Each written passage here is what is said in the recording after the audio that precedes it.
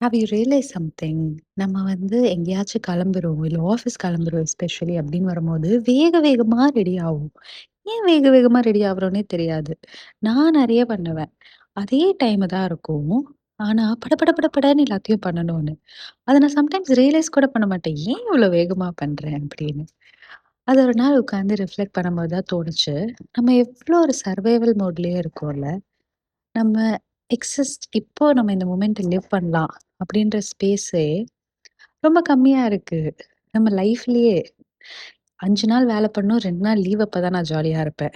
எப்போ நல்லா hard work பண்ணணும், அப்புறம் வெக்கேஷன் போய் தான் நான் ஜாலியா இருப்பேன்.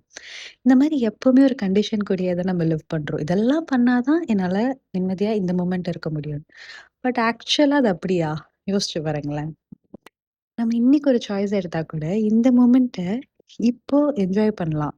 ஆனா, இதெல்லாம் பண்ணா தான் என்ஜாய் பண்ணுவேன். நம்மளே நமக்குள்ள ஒரு இது வச்சுக்கிறோம். ஸோ என்னோட எஃபர்ட் இன்னைக்கு வந்து மைண்ட்ஃபுல்லா ட்ரெஸ் அப் பண்றது.